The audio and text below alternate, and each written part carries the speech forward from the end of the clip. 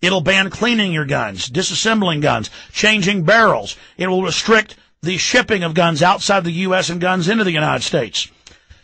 But people don't believe us, even when we link to the treaty. So I wanted to, right now, before I come back and go to calls, maybe I can settle down if we play this, go ahead and get into this, and we'll continue with calls after it. I'm going to play just a little bit of this. The whole clip's linked up on Infowars.com from YouTube right now, and you can go there and link through the treaty itself as well. Rights under assault, foreign access to U.S. gun registry.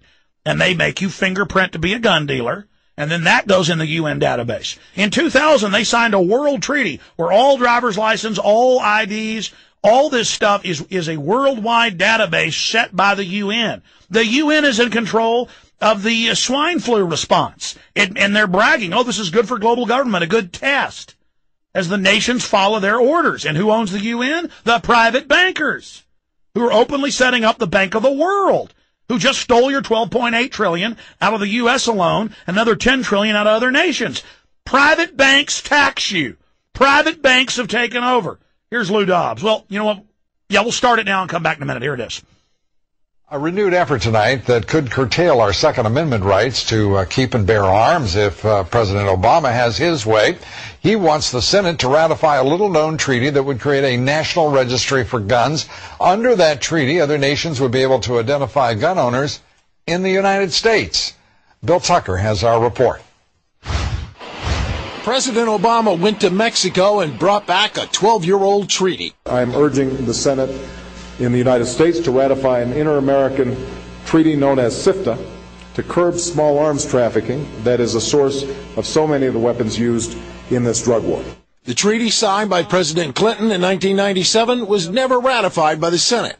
It calls for the institution of a regime of gun control never before seen in the United States, creating a gun registration system that would be open to international sharing. Offenders would be prosecuted under treaty law, and they would be eligible for extradition. Proponents like Senator Dick Lugar are urging passage, saying, quote, we should consider ratifying during this Congress. Think about the magnitude of that. Americans are now being extradited to Germany if they say the Holocaust didn't happen, or that 5,999,000 people were killed by Hitler. Hitler killed millions. He was a bad guy. I don't even disagree with that. Even if you think 10 million people were killed by Hitler, let's say 100 million, whatever. It's your First Amendment or free speech right to say that. But they set the precedent with that, with these treaties. Well, you're not for Nazis, are you? And the next it's, oh, you're denying global warming. They want, if you deny man-made climate change now, the European Union is trying to pass a law to arrest you. See? Oh, you're for that? You see how this is happening? Oh, you violated a gun law in Germany. In the U.S., you're going to Germany. There's a tactic that these mind controllers, these lawyers, these dirtbags running society, these corporatists use. They don't care if 91% of Americans want to control the borders. They leave them open. They don't care if 80+% want the war to end. It continues. They don't care if 98% in every major poll, some cases higher, some cases it was 100%, some polls, were against the banker takeover, bailout. They do it. But they also will lie and deny. We had RAND Corporation, UN documents, Club of Rome documents, CFR documents going back 20, 30 years. You can just go to the CFR.org private group and Google world government, and you'll read hundreds of articles the last year saying, world government, we're going to take your guns, we're going to tax you, we're going to have carbon taxes. But when they go on the news, they'll say it's a conspiracy theory, it doesn't exist. And Obama does this same thing. No, there's no plan for North American Union. It's been set up since 2005. We're under it, under treaty. I mean, officially. The documents are public. And they will say none of this exists. Oh, there's no plan. You know, conspiracy theorists claim that international bankers are setting up a world government run by them and that you'll pay taxes to them. Then now hundreds of articles, Time Magazine, Newsweek, the Wall Street Journal, you've all read it. A world government run by private banks because they're bankers and they know how to stop banking crises when they engineered it. Clearly, Larry Summers runs the things at the White House with Geithner, and they engineer what happened in the 90s that we're living in right now. I mean, you got to love it. And they say doesn't exist. No such thing as New World Order. No such thing as private global cartels. No such thing. No such thing. And they keep saying, oh, this is crazy conspiracy. There's no plans for guns. We don't want your Second Amendment. There's all these crazy paranoid people. Record gun sales. They're nuts. Obama comes out and says, believe me, I don't want your guns. And they run out and buy more. Record gun sales. It's double anything it's ever been now since he won the election, 5-6 months straight. That's about 6 months now. Because people read the bills he introduced in Illinois for total gun bans. They read what his attorney general called for, his deputy attorney general. Total gun ban. Nothing, gone. No Second Amendment. Does that insult anybody that he said he wouldn't hire any lobbyists, that's all he hired, or get us out of Iraq and he's expanded it? Or that he would do this, and that, or he would give the detainees rights and didn't. Everything he says is a lie. Even if you agree with the guy. You got to kind of look around and find out what he's really doing instead of what it is you think you're agreeing with. And I'm not saying vote for the new Republican they're going to try to shove down our throat in 3 or 4 years. Rick Perry or something for president. It'll be the same thing. Meet the new boss, same as the old boss. Stop focusing in on the puppets. And folks, I have read the Unidentification treaties. Let me give you the date.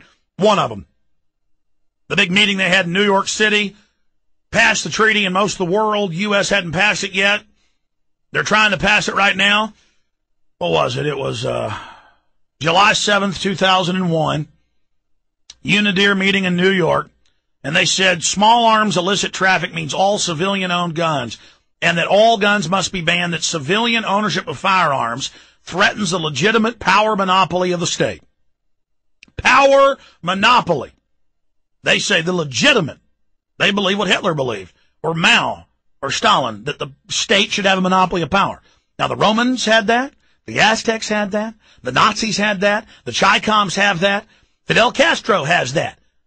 The East Germans have that. Stalin had that. The Japanese shoguns had that. Slaves couldn't own swords, and they couldn't own arrows. They couldn't own bows. They couldn't own spears. You got it. It's real simple, folks. And I finish up with Lou Dobbs, because I'm playing this clip because people don't believe me. They won't go to Infowars.com 2 weeks ago when we wrote an article about how he's reintroduced the treaty. And it's got a good chance of passing. And I guess as they're coming for your guns, the cops will be loudspeakering. We're not taking your guns. We're just confiscating them. I tell you, I've had enough of this, folks. And let me tell you, go ahead and play the clip. Urging passage, saying, quote, we should consider ratifying during this Congress the Inter-American Convention against illicit manufacturing of and trafficking in firearms, ammunitions, explosives, and related materials. Gun rights activists are incensed. It reflects a deep distrust that the government of the United States has had toward the people, that somehow we need to be regulated because of other people's inability to have a peaceful and orderly society? Which cuts to the deep distrust that some gun owners have for government in general and specifically for this administration. President Obama, as a senator, consistently supported gun control legislation. His Attorney General, Eric Holder, is also in favor of gun control.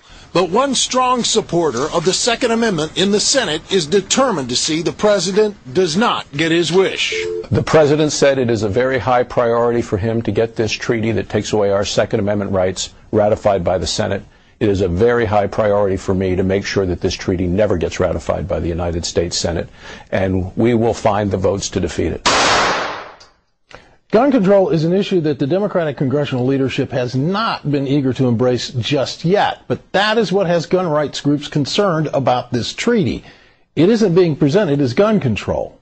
Instead, Lou, it's being presented as an international treaty that has been ratified by 29 other countries, so therefore it must be right that we ratify it as well. Well, I don't know what do you mean it must be right? Because 29 other countries don't have a Second Amendment or a Constitution? Correct, and that seems to be President Obama's logic. This is an international we're fools if we don't pay attention to what is being done and before our very eyes, and that's what is taking place. And no one can blame President Obama. We have only ourselves to blame, because he's made it very clear, as has his Attorney General, the chief law enforcement officer in the country. They just want to do a few things with gun laws, like take them away in large measure. Bill Tucker, thank you very much. Yeah, in fact, folks, and that's up on Infowars.com. You want to see it. Folks, we have a link to the stinking thing. It says, it has the definitions of explosives. Ammo.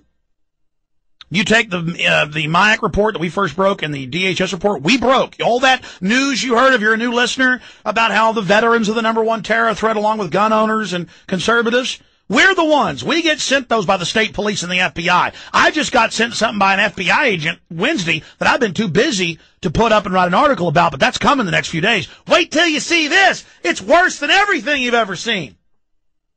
Sent to me by the FBI, by good people inside there. Ladies and gentlemen, the globalists are taking this nation over. They're saying the American people are terrorists. They're saying Homeland Security and this whole police state grid they built is for the American people. It's not for Al-Qaeda. If you don't know Al-Qaeda was set up by the CIA to attack the Russians in '79 to start that war, and you don't know they used them to attack the Serbs in the late 90s, and you don't know about arms for hostages and all that, fine. But at least you should admit they're now going to use the anti-terror system and the federalization takeover against you, because they know you're not going to like 80% taxes, as the UN and the OECD and the Ex-Im Bank and the International Bank of Settlements and all of them have said.